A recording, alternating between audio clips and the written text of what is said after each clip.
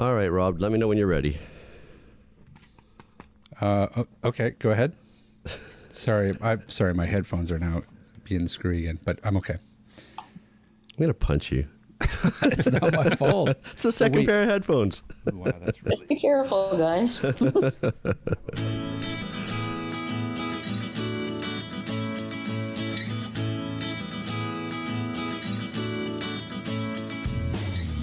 This is the AT Banter podcast, a balanced and entertaining look at assistive technology, accessibility, and its importance in people's lives.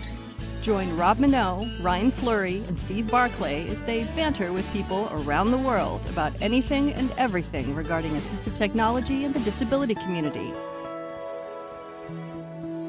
Now, on with the show.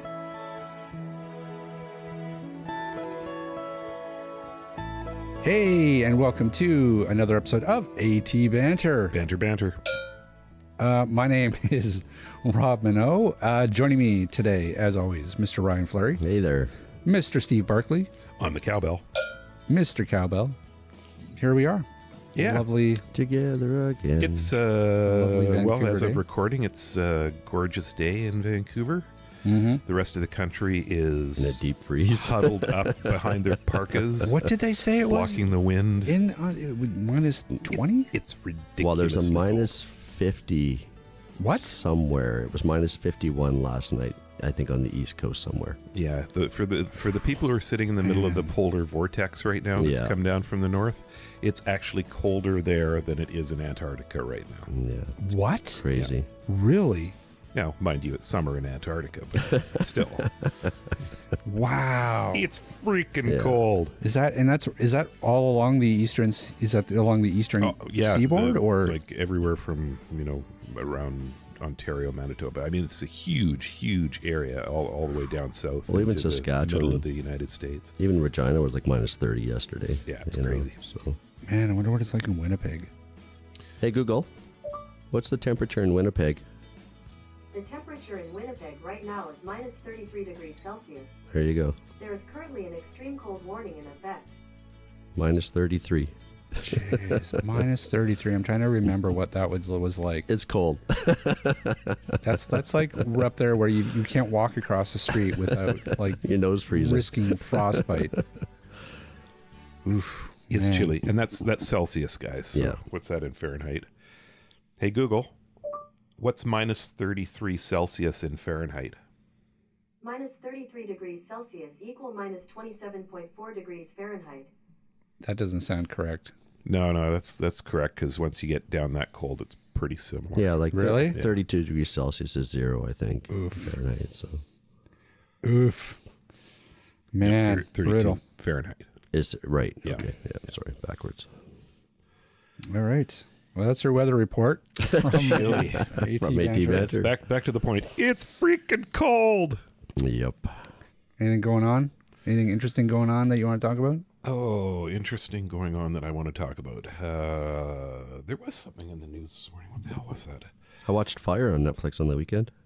Oh, did you? And how'd you like it? Thought it was Funny, pretty right? good. Yeah. It reminded you of a couple a certain things. somebody, yeah. Sorry, fire? Yeah, it's about the Fire Festival. The Fire Festival. Oh, right. You should watch it, Steve. Yeah. The guy that was running it, yeah, you'll It'll ring some bells. yeah, it'll definitely ring some bells. Either that or just make you like Yeah, break you out in actually you sweats. probably don't want to watch it, Steve. You're gonna have PTSD. Entirely possible. But I wish I here. had this guy's brains because he was brilliant. I don't know. I found the article that I was looking at Okay, this so morning. let's talk about that. Okay, so BBC News today published an article called "People Think You Can't Be Blind and Use a Phone," and this all stemmed from somebody trying to out somebody on social media. They took a picture of them on the street with their white cane holding a phone, and they're holding the phone up, as if they can see it.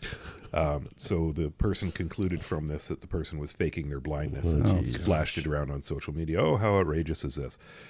Never considering for a moment the fact that there's accessibility features built into these phones and that not everybody who carries a white cane is completely blind or any of that.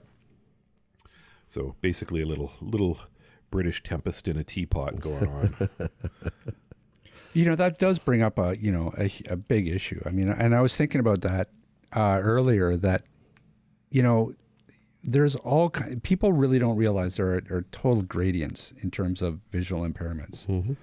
The public just is not educated in a lot of ways.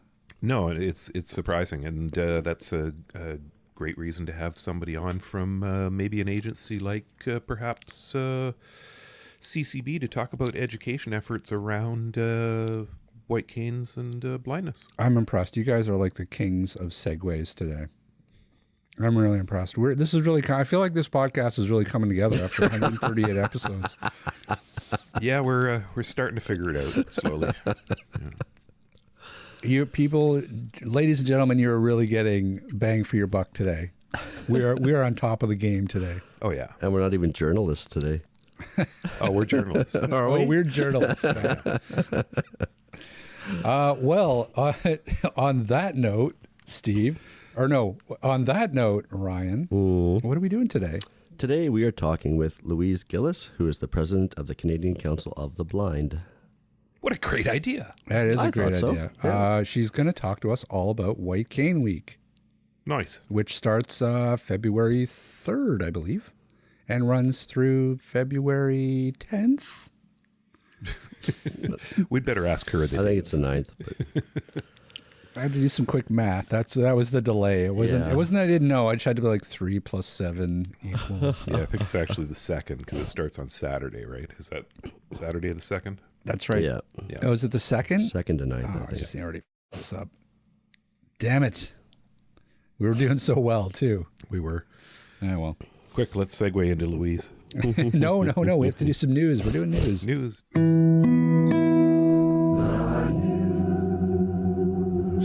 So first of all, we've got a news article from therecord.com about bus riders with disabilities who are getting left behind because the reserved spaces that normally exist on the bus for things like wheelchairs, a lot of times apparently there are mothers with strollers or people in those spaces that won't give those spaces up, and the buses are going right by people who with wheelchairs who are waiting for the bus.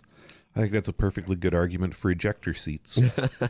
Well, what it does is it brings up a good point in that you can have these reserved spaces, but if there's no enforcement behind it, it really does you really no good to have those spaces. Well, let me ask you, Rob, who rides the bus frequently. Are these spaces even designated as for people with disabilities? For sure. Yeah. Okay. Yeah. No, 'cause I don't absolutely. know, They have. And again, this is an article from Ontario. So I can only speak Waterloo to region. Waterloo. So I can only really speak to what I've seen here. Right. But yeah, I mean, there are spaces in the bus that are specifically reserved for wheelchairs. And there's signs and stuff that say. And there are signs. Okay. Yep. And I have never seen a bus driver go past somebody with a wheelchair. And, while there are people just like mothers or something with strollers that are in those reserved spaces. Generally what's happens, they'll stop and he'll just turn around and be like, wheelchair coming on, and people will move out of those spaces for it. Now, if the bus is crammed enough, it is super full of people, and, there are a bunch of people occupying that space, and there's literally nowhere for them to go, Right. then that might be a different could be a story. I've safety never, issue too. I can't see a bus driver actually telling people that they're going to have to get off the bus because Right. there's no room. There's always space. They can snuggle. Sure. Sit on somebody's lap. Yeah, exactly. So I myself have never, in all the years that I've ridden a bus here, I've never seen this happen. But apparently it is an issue, obviously here in the Waterloo region, because people are really taking umbrage with it. And I think the point that it raises is that there needs to be some enforcement behind these. The article quotes a informal poll of 71 local wheelchair users that have all said that at least once they have been left behind due to the bus driver not enforcing that reserved spot. that would be a problem. So I would be interested. It'd be interesting to hear if it happens out here as well. If it's a problem that happens, across all transit areas, because obviously it needs 71 is way too many. Yeah. If out of 71, almost everybody said that this happened, at least once, that's too many. It should be a no-brainer. It should be like,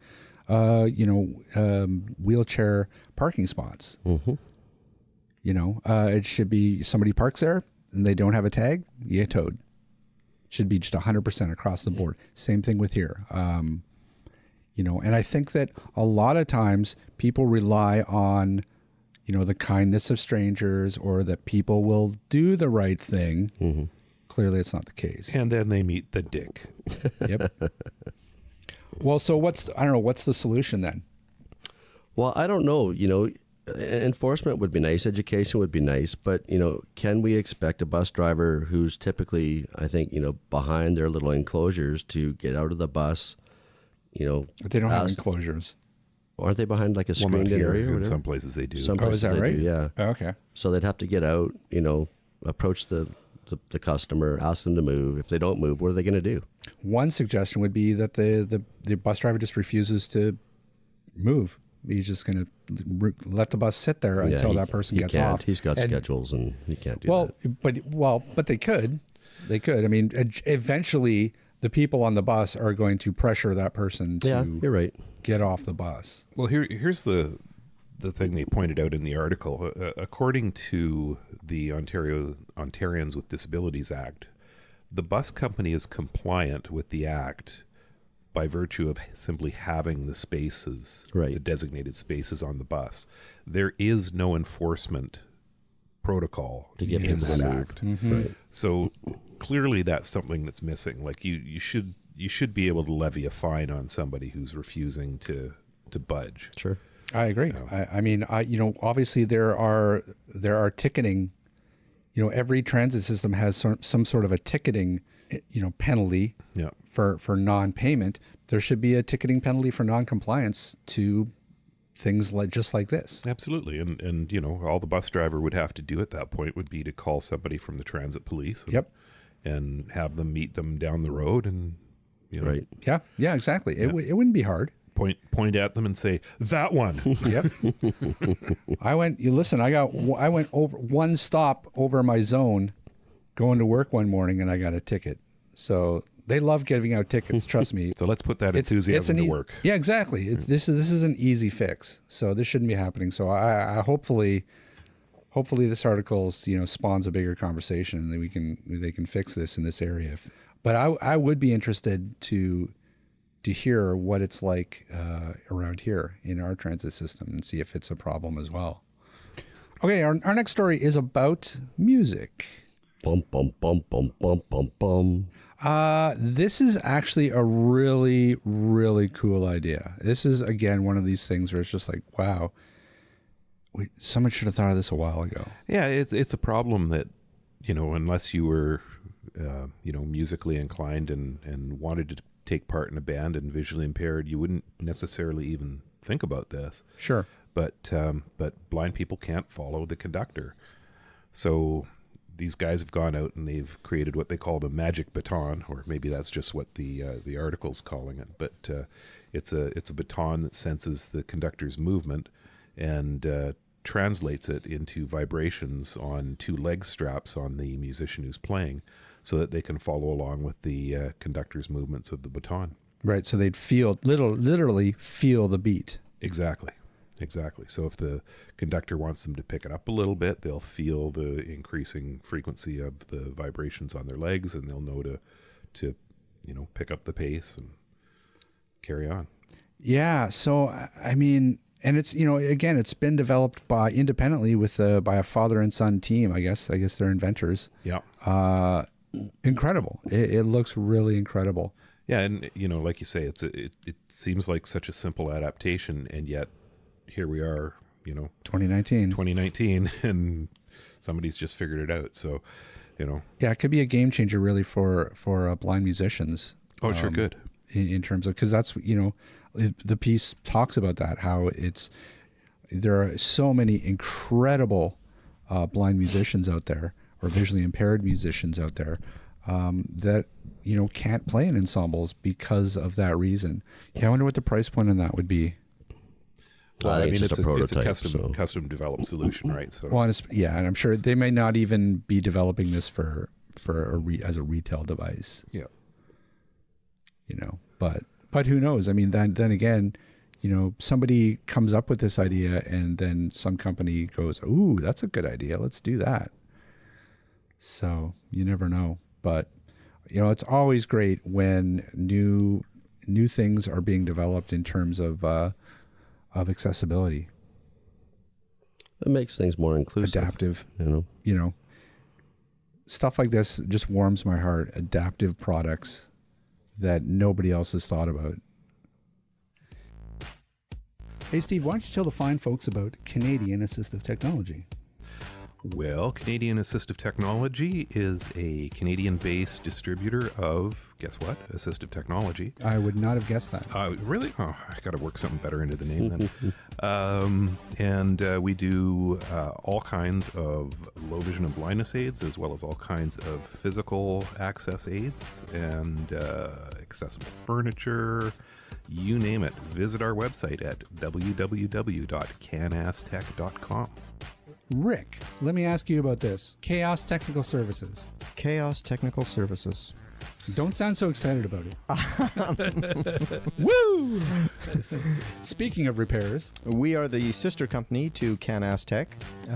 We do the repairs on low vision devices, reading machines, for libraries, braille printers, and pretty well anything in between. We can be found at www.chaostechnicalservices.com. Joining us is Louise Gillis, president of the Canadian Council of the Blind. So, Louise, joining me in the room today is Mr. Steve Barclay. Hello. Hello, Steve. And we have Rob Minot. hello. I'm the troublemaker, apparently. Today, yep. Hi, Rob. Most days. Good. That's right. We're just having some technical difficulties, so hopefully we'll get through the show without any issues. Oh, we're okay. Take it away, Rob. Well, first of all, I mean, again, we'd like to thank you so much for taking some time out to talk to us. Why don't we start out and to talk a little bit about the CCB itself? Well, the Canadian Council of the Blind was started in 1944 following World War II, basically because many people who were in war came home with injuries causing blindness. Not only the veterans, but many other people involved, such as in Halifax explosion and those types of things. So there were many blinded, and there was a need there for people to really get to the proper care that they needed to be now that they were living a different life. So this was a support organization, began with 10 men in the Ontario, Toronto, London area. And they got others working with them, and they began the organization, Canadian Council of the Blind. And we say off the blind because we are governed by persons who are blind or have partial sight. And that's the president and the board of directors are all in one of those categories. So we're here to help people live a much more comfortable life, and mandate right from the beginning and continuous to this day is to help persons with vision loss, introduce them into society so that they are able to work and enjoy socially life with the sighted folks in the country. So we do that, but also in the prevention of blindness. So those are our big things, helping people who are blind and to prevent others from becoming blind.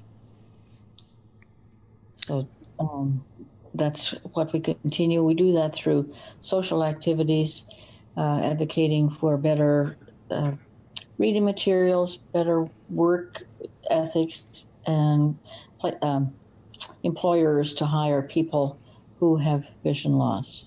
Can you sort of give us an idea of some of the different specific programs that you guys carry out? Well, some of the main things are certainly a lot of social programs in many areas, such as bowling and curling and card games. But there's things, and those have been going on for many years. I've always been very active in that way, just getting people integrated in society through those types of things. But in the later years, more recent years, we've developed some new programs. And the one big one is Get Together with Technology, GTT, Right. because everybody around is getting used to using telephones of different ways. And now that we have smartphones, they are much more accessible for people with blindness issues so that they can be in contact with family, friends, and do web searches and whatever they may like to do with that. It helps for employment.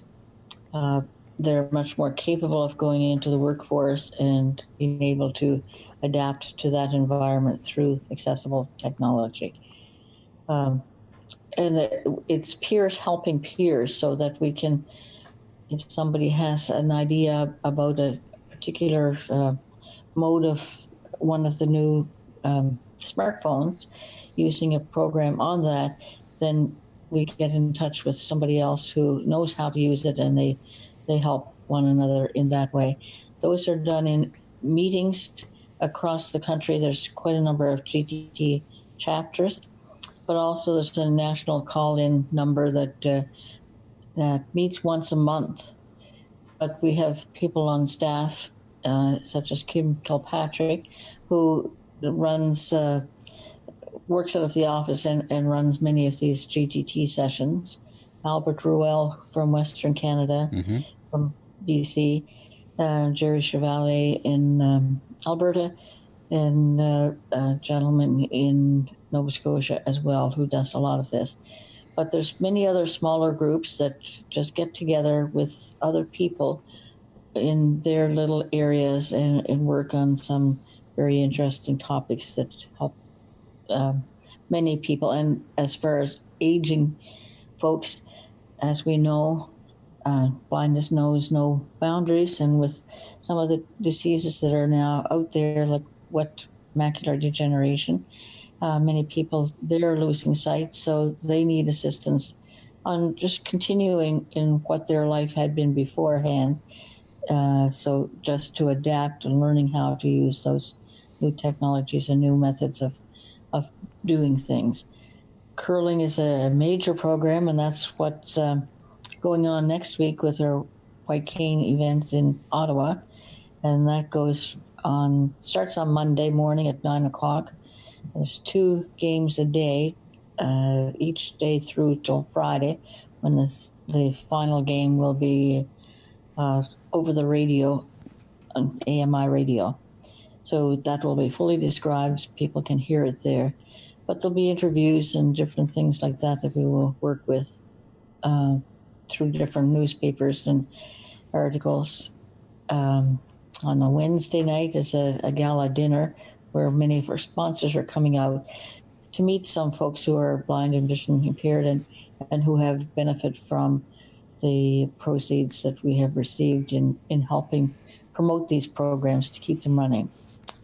Health and fitness is another program where we can do many types of fitness, from chair exercises, just sitting at home, to out tandem biking and hiking.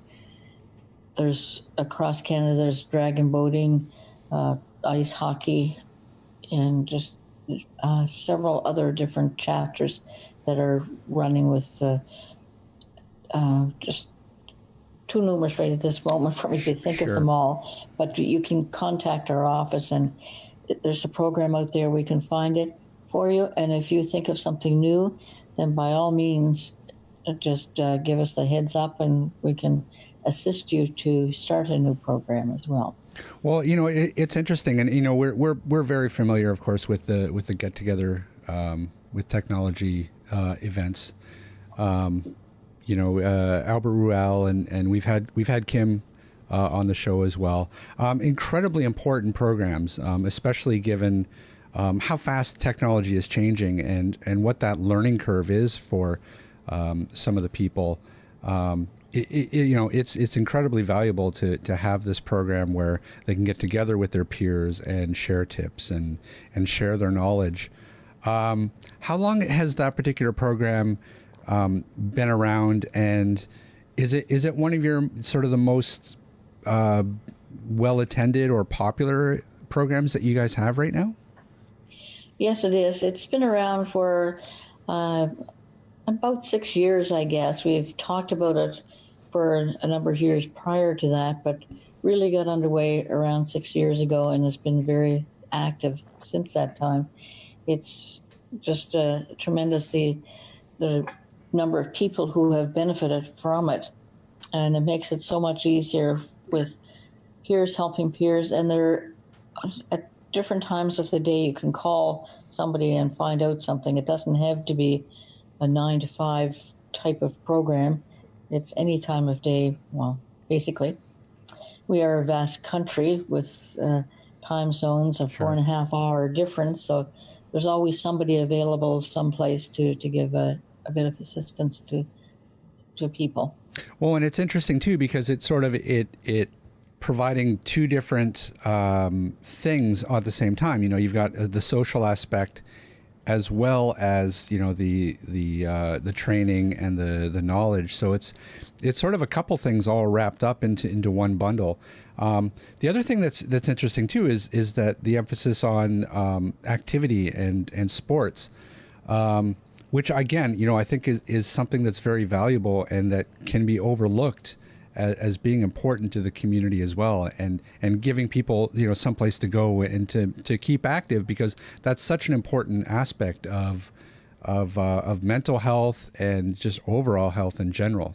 Yes, it is. It's a very important thing, because once somebody loses their sight, kind of maybe not necessarily later in life, but even they're not born with vision loss, but acquire it one way or another through accidents or injuries or some other medical condition that may cause it. So blindness can attack at any time.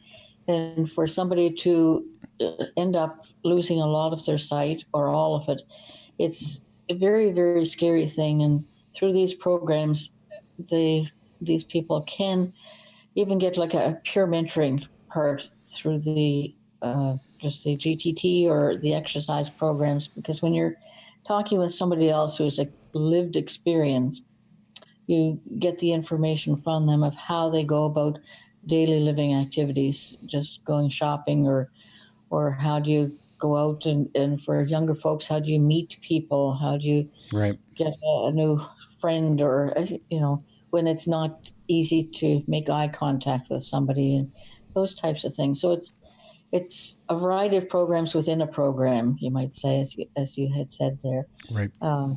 Just to encourage people to get out and to live a more active life. And there really is life after blindness, because many people, as you can see, have acquired many skills. We have lots of people who are lawyers and have government positions, as we know, like our minister for disabilities is vision impaired. So, it's just a great way to get out and meet people and learn that you can do these things just as well as anybody else can.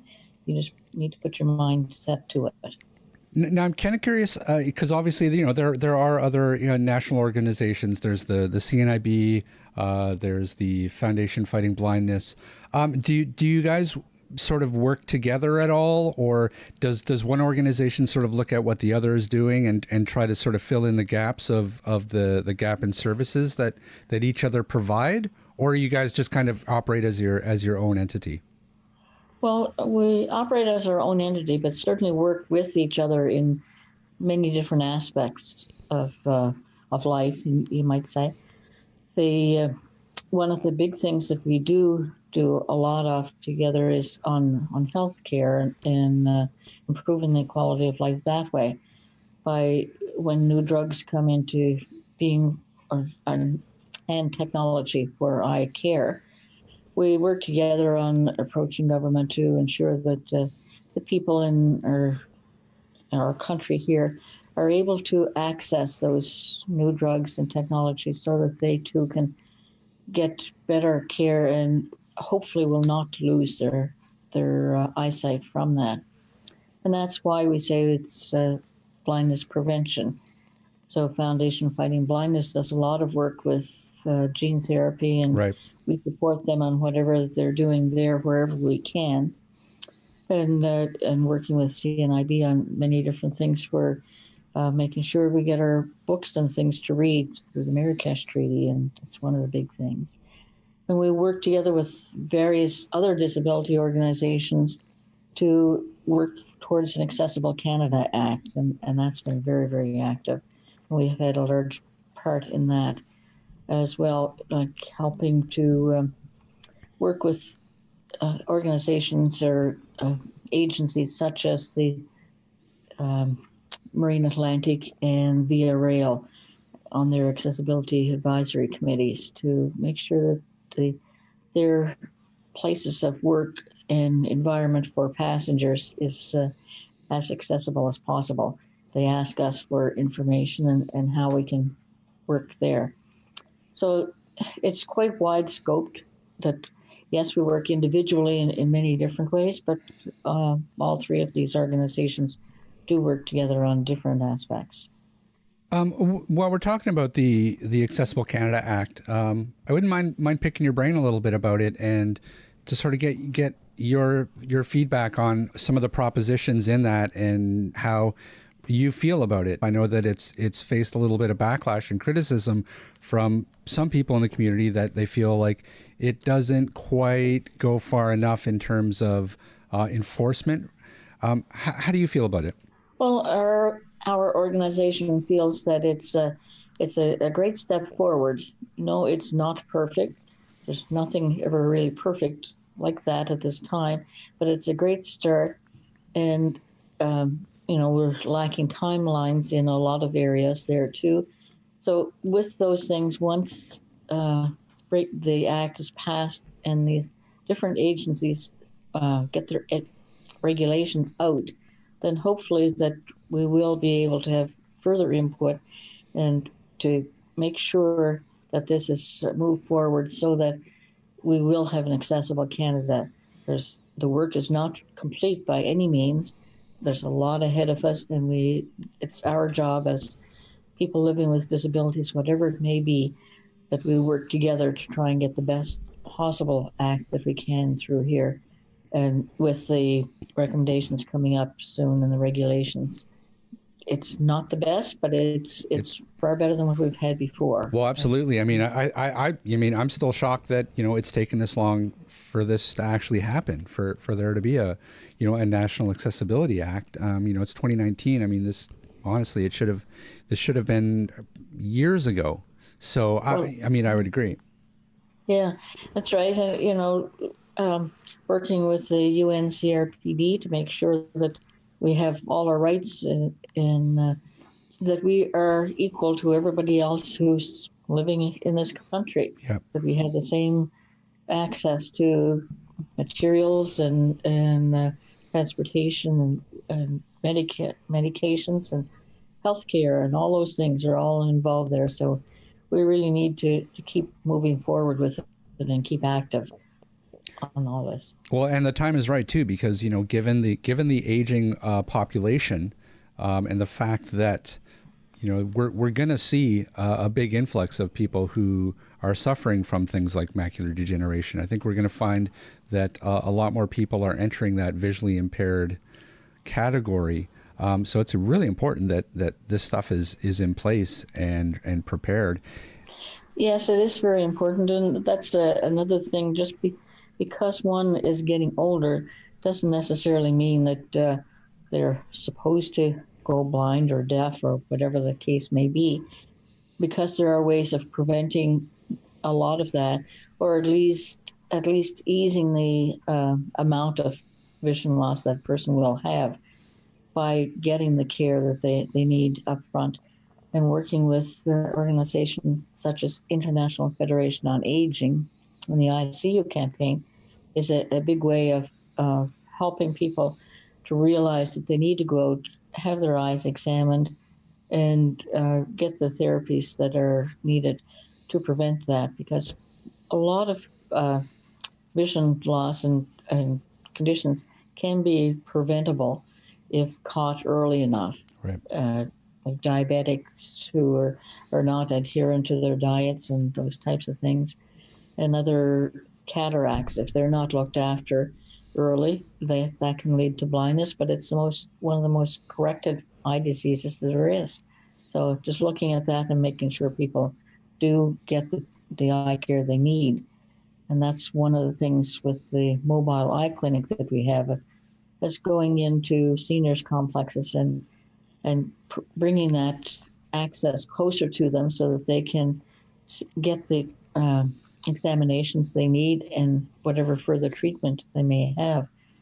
Because a lot of people who are becoming older may not necessarily have the transportation or the mobility to get out to an eye physician's office, because of it's not accessible with wheelchairs or whatever they may have, or somebody is not well enough to get out of bed to go, but yet they still have a lot of brain power that they would like to use and be able to read and do things just sitting in their home care beds or wherever.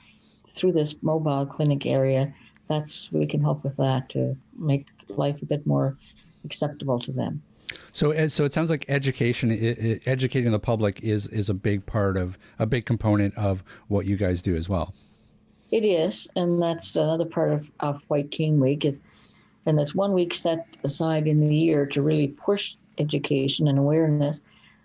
But it's all year long. We don't stop just doing it on the 1 week. We try to get out into the public whenever we can, showing our abilities, not our disabilities, but educating people to ensure that they do have the best quality of life, and to make sure that they do not lose any of their sight or any more of their sight when it's possible to prevent it.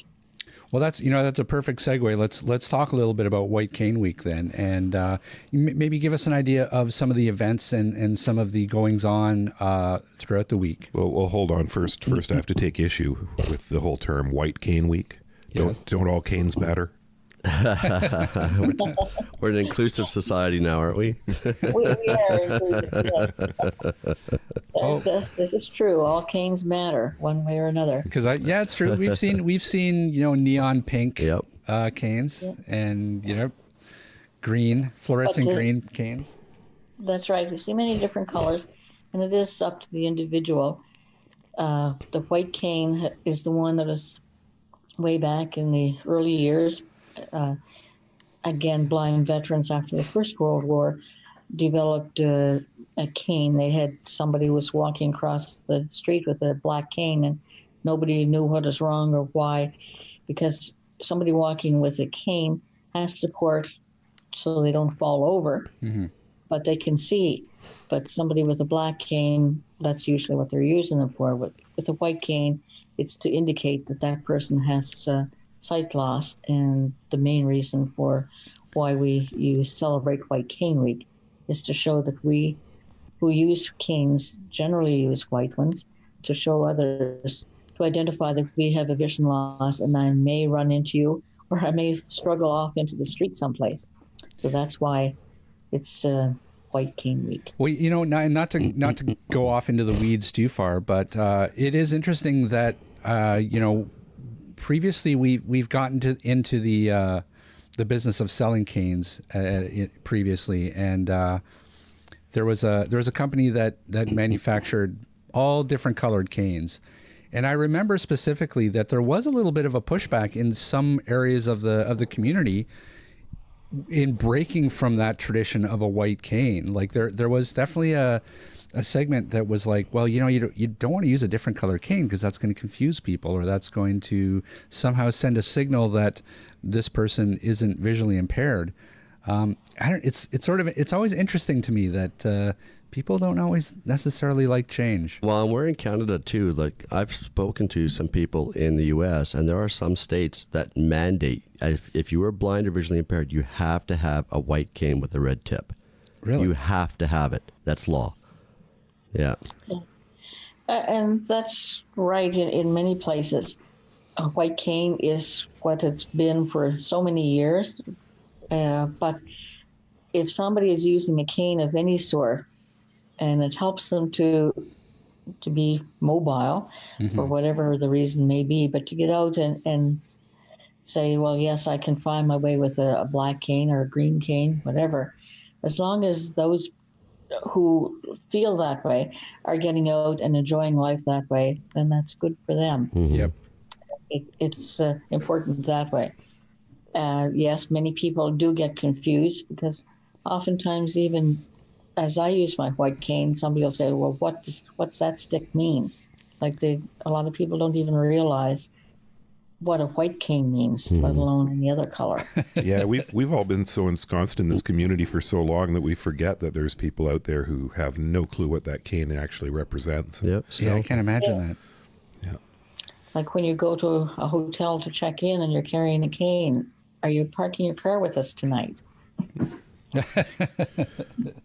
Well, no, I'm not driving today. Anyways, we got sidetracked off talking about White Cane Week and the event. Yeah, that happens a lot here.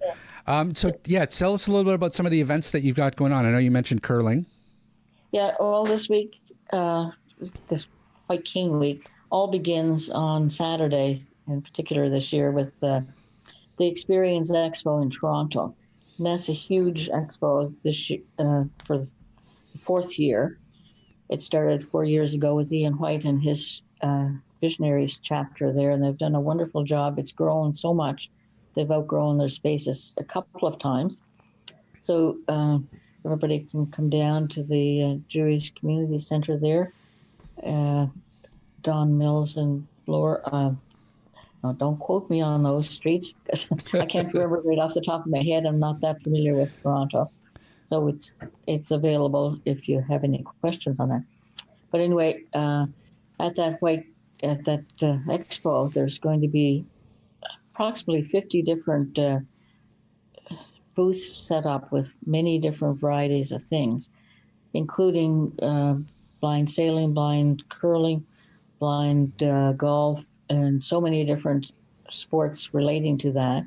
But also many people who make products that are available for persons with vision loss or other disabilities to be able to get out and look and see those. Chapters such as ones that do more hobbies or crafty type things to get into that type of a chapter. Those will be available, and just learning what CCB is all about. Towards the end of that day, around 4:00, there's going to be a forum where we'll be talking with people about technology and what it means to have technology in the blind world, and how it helps us in everyday life, in schooling, and in work life or employment times. So that will be an interesting time. Then on Sunday, we all head to Ottawa for curling for the full week, as I had mentioned earlier. But on many of the other places across the country, we'll be doing individual things like flag raising, bowling, and inviting people from the community with full sight to bowl against people who are totally blind or partially sighted. And booths set up in hospitals or shopping centers or other areas to show what we do have and how we learn to live with our limitations of sight. And there'll be dinners. There'll be a gala dinner, as I mentioned earlier, too, on the Wednesday evening in Ottawa. Okay. And then Friday evening is the awards banquet for the curling. So during all those times, I did mention that there'll be podcasts and different programs on air for some of the accessible stations. So it's a great week, and we encourage people to get out and find out what's going on in your community. And if you're not part of CCB, to get out and learn more about it and contact us. Our website is ccbnational.net. That's www.ccbnational.net. And there's many people there that can help you find out what's going on in some different areas. Sorry, Louise, do you have a list of events going on the website across the country? There are some posted there. We've encouraged the chapters to send information in. Not a lot of them have. But if you contact the office, then somebody in the office can give you a name of a person to contact in the particular area you're interested in to find out what they are doing. So that would be the best way to do it, is contact somebody in the office, Shelley or Becky, and they'll tell you who to get in touch with to find out where to go. Okay. Perfect. All right, Louise. Well, listen, I want to thank you so much for joining us and chatting with us about CCB today. Okay. Well, thank you very much for having me. It's been a great opportunity. I've enjoyed doing it, and anytime I'll be available. And best of luck with White Cane Week. And wait, one more question. Now, are you a curler? Yes, I'm a curler. I'm skip for our Nova Scotia team. Oh, really? Well, there you go. So good luck with that. Hopefully, have you guys won before? Won bronze twice. So we almost got into the gold medal game a couple of times, but ended up with bronze. But we're quite pleased with that. Oh, this is your year. You're going for gold. We're going for gold. We're trying for it. Positive. Great vibes. All right. Well, best of luck, Louise. We call it the AT Banter bump. Well, thank you. All right. Thanks, Louise. All right, take care. Okay. Bye now. Bye-bye. Blind curling. Interesting. Yeah, I've tried curling sighted, and I don't imagine my game would improve any. That's what I was thinking. I was like, I pretty much think I could just close my eyes and just have about as good of a shot at doing just as well. It's a hard game. It is tough. It's that so, bowling. so I can't precision. Bowling. So I can't bowl sighted. I can't imagine. I can about 50% of the time. Yeah, I mean, honestly, I could do the bird box challenge while bowling, and I don't feel like my score would be greatly impacted. Yeah, I was really disenfranchised because, having sight growing up, I bowled, I biked, I golfed, I did all that sort of stuff, and I was okay at it. And then when I lost my sight, I had my first wife take me to the batting cages because I wanted to see if I could still do that. Well, I didn't hit one ball. So then we went 5-pin bowling. I don't think I got a strike. We tried all the sports I was into, and I was so pissed off, so frustrated. But, you have to adapt, right? There's ways of doing these things as well, if you're blind or not. So one day I'll get active again. See, that'll serve you right for being a jock. Yeah. I just got to get a tandem bike and get one of you guys to pedal me up a hill. We've been talking about that for years. I know. Got to do it. Yeah. Oh, yeah. It's the pedal me up the hill part. Yeah. It's kind of the stomach. Well, we don't live in a flat city, so there's hills everywhere, right? Yep. Look, if Rick Hansen can hike it up Thermal Drive, we can tandem bike it. Yeah, I like how he says "we." That should be in quotes. Yeah. I can just see us sitting on the back there eating Snickers. Go. Pedal harder. What gear are you in? One. So White Cane Week starts Saturday, February 3rd. So go out, see what's happening in your local community, and go get involved. And if you happen to be in the greater Vancouver area, Canadian Assistive Technology will be attending the White Cane Week show at Park Royal Shopping Centre in West Vancouver on Monday the 4th. And that's kicking off around, 10 o'clock, I believe. So if you're around, come on by. Give Steve a hug. Yes. He's giving out free take hugs. Yeah, free hugs. Look at Steve sneaking in that Can-Ass Tech plug. Well done. Look at that. Well done. Well done, sir. I'm supporting. Hey, Ryan. Rob. Steve. Where can people find us? Well, you know what? I think the guy in the corner is feeling a little left out, so let's ask Steve. Okay. Steve, where can people find us? I don't know. At the Park Royal. On Monday, February 4th, from 10 to 4. Well, people can find us online at www.atbanter.com. I'm still doing the emails, so because that's what I've practiced over the last 3 years. Well, let's see you do it. Well, they can also drop us a line if they so desire, atbanterpodcast@gmail.com. We've been getting some lovely emails. We have been, yeah. Oh, nice. So much appreciated. Where else, Ryan? They can find us on Facebook, Twitter, Instagram. I love you always leave that like you're not sure if there's actually another one. You're just like Instagram and Google Plus. Google else. Plus, that's right, we're still there. Yeah. Not that anybody's paid any attention to it. That's at right. all. Poor Google. Poor Google Plus. Although honestly, I kind of wish it had been a thing and killed Facebook. You think about it, with all the scandal that Facebook's going through right now, why are they not bringing it back and just doubling down? Maybe, or why has there been nothing else that's come up, starting to take its Probably place? because people looked at Google Plus and went, well, if Google can do it, then what hope do we have to try to compete with Facebook? So it's interesting. Well, who knows? Who knows? Maybe they are. Maybe they'll announce something at Google I/O. When is Google I/O, Ryan? May 7th to 9th, I believe. I'll be in Cancun. What? Yep. You're going to Cancun? My wife has taken me to Cancun for our honeymoon. Wow. What do you mean honeymoon? Or for our honeymoon, for our anniversary. I was like, what? What happened? They're getting remarried for the 15th time. Our 25th anniversary. Nice. Wow. Yeah. Wow. Well, that's cool. Yeah, Huh. never been Is to it a Cancun. cruise or are you're going to like a resort there? We're going to a resort. Gonna sit on the beach and drink Mai Tais. Wow, nice. How long are you going for?